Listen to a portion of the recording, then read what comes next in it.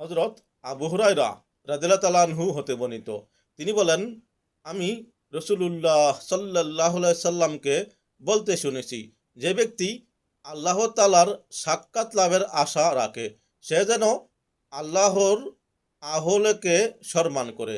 তখন আরজ করা হলো, ইয়া রাসূলুল্লাহ সাল্লাল্লাহু আলাইহি সাল্লাম, আল্লাহ তাআলার কি কোনো আহাল আছে? তিনি সাল্লাল্লাহু আলাইহি সাল্লাম বললেন, হ্যাঁ।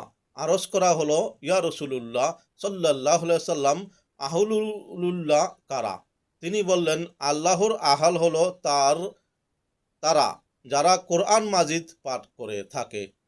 জেনে রাখো, যে ব্যক্তি তাদের সম্মান করবে আল্লাহ তাআলা তাকে সম্মানিত করবেন এবং জান্নাত দান করবেন। আর যে ব্যক্তি তাদের প্রতি অসম্মান প্রদর্শন করবে আল্লাহ তাআলা তাকে লাঞ্ছিত করবেন এবং জাহান্নামে নিক্ষেপ করবেন। হে আবু হুরায়রা, কোরআন ধারণকারীর চেয়ে অধিক মর্যাদাবান আল্লাহ তাআলার দরবারে আর কেউ নাই। জেনে রাখো, কেবলমাত্র নবীগণ ব্যতীত আল্লাহর কাছে কোরআনকে ধারণকারী ব্যক্তি সকলের চেয়ে উত্তম। হাদিস তফসিরে নুরুল কোরআন।